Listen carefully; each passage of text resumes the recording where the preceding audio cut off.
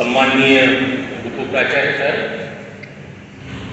आदरणीय श्री भेगड़े सर, ज्येष्ठ नागरिक, मेरे अजीज साथियों एवं प्रिय विद्यार्थी मित्रों, आज दिन की शुरुआत जो है मॉर्निंग असेंबली अपना पीटी में मिलीजुली हुई, लेकिन उसकी सारी भरपाई जो है मॉर्निंग असेंबली में हुई, क्योंकि मॉर्निंग असेंबली बहुत अच्छी हुई, बहुत अच्छी एग्रीकल्चर बेस्ड एक्टिविटी जो है, हम लोग साइंस सप्ताह मना रहे हैं, तो agriculture based activity master Kanhaiya Deshmukh और स्वराज देशमुख ने प्रस्तुत की, बहुत ही लाजवाब था। तो एक तारीफ उनके लिए बनती है।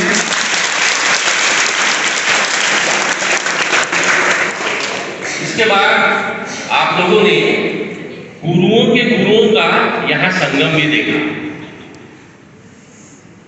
हैरनार sir, Mukwani sir, Bhatkar sir, Gawande sir, इनके गुरु श्री भेगड़े सर यहाँ थे।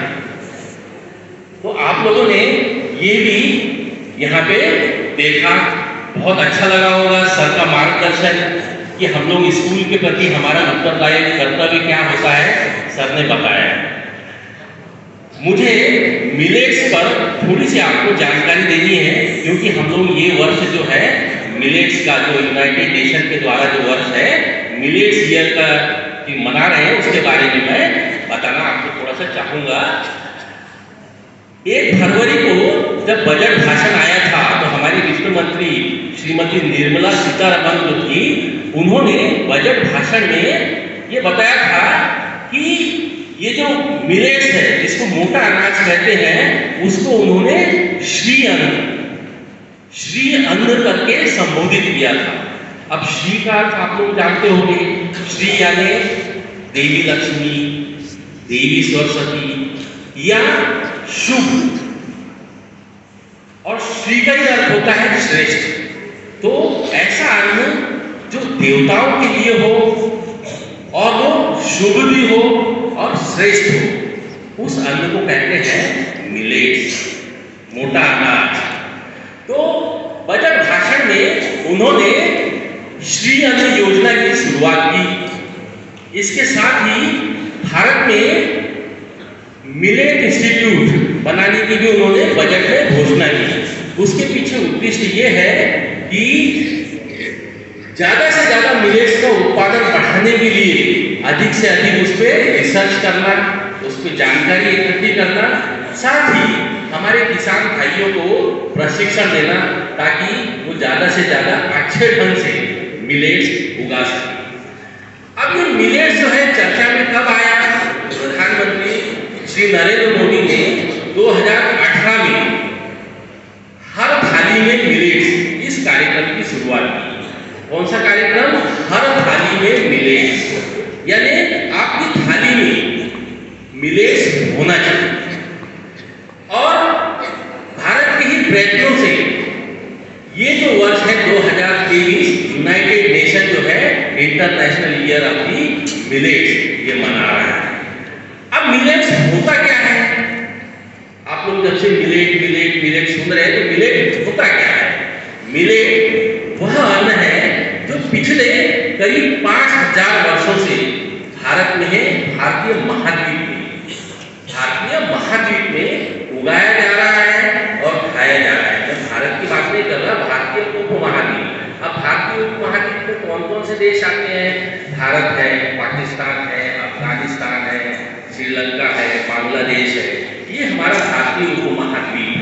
तो इसमें ये उगाया जा रहा है और खाया जा रहा है पिछले 5000 वर्षों से। यानी हमारी ऋषि मुनि की जो परंपराएं थी, ऋषि मुनि काफी स्ट्रांग होते थे, सैकड़ों वर्ष जीते थे, तो उसका राज भी वो था कि ये लोग जो थे वो मिलेट्स खाते थे।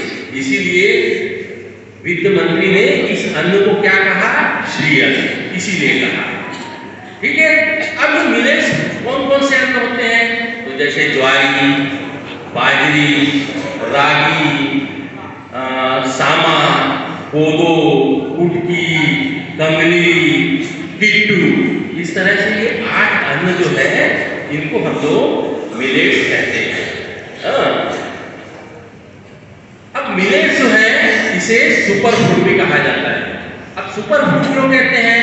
क्योंकि इसमें फाइबर ज्यादा, अपन रेशा बनू ना, रेशेदार फूड। एक आने का अगर पेट खराब हो जाए या बीमार हो जाए तो डॉक्टर बोलते हैं ना कि रेशेदार अन्न खाओ। तो इसमें मिलेट्स में फाइबर होता है, साथ ही calcium, magnesium, iron, vitamin B6, beta carotene, niacin, इस तरह के कैल्शियम, अपना मिनरल और विटामिन इसमें प्रचुर मात्रा में पाए जाते हैं। इसीलिए इसे कहते हैं हम लोग सुपर फूड। इसमें जो है फाइबर जो है काफी मिलता है।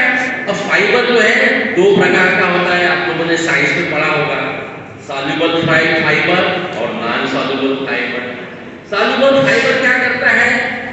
हमारे पाचन तंत्र में, डॉक्टर कहता है ना आप लोग ज्यादा से ज्यादा खाइए, वो क्यों कहता है?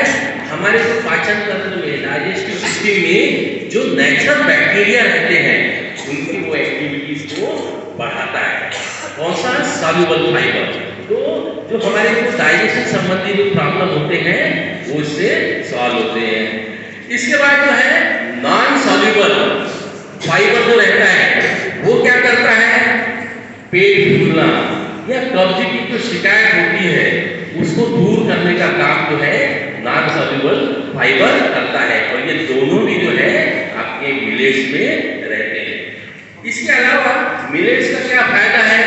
आपके बाल, हड्डी, दांत, इसको मजबूत करने का काम करता है।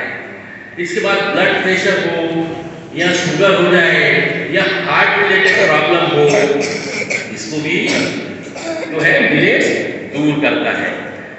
अब इसके पीछे दूसरा, ये तो स्वास्थ्य संबंधी कारण है, ये तो है। इसके पीछे और एक लॉजिक ये भी है, गवर्नमेंट इसमें क्यों ज्यादा जोर दे रही है? इसके पीछे इकोनॉमिकल रीजन भी है। वो सबसे बड़ा इकोनॉमिकल रीजन क्या है? भारत जो है विश्व का 41% जो मिलेट्स है उसका उत्पादन करता है। कितना? 41%, यानी लगभग आधे के आसपास मिलेट्स जो है उसका भारत में उत्पादन होता है।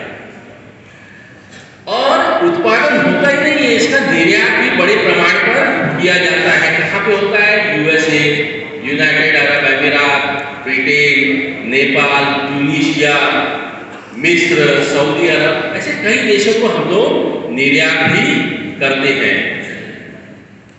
और 2020-21 में लगभग 1,47,000 मिलियन टन का हम लोगों ने मिलेट्स का उत्पादन किया था।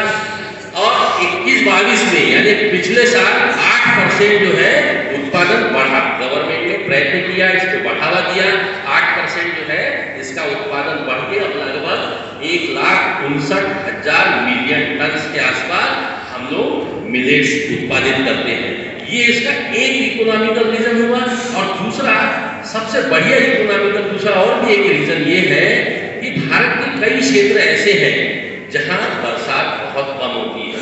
अगर शुरुआत की जाए तो अपना बुल्ढाना जिला बरसात कम होती है, विदर्भ हो, राजस्थान हो, गुजरात हो या साउथ में तेलंगाना हो, बुंदेलखंड का एरिया हो, ऐसे एरिया जहाँ पे जो है बरसात कम होती है उस एरिया के लिए ये मिलेट्स जो है वरदान होता है।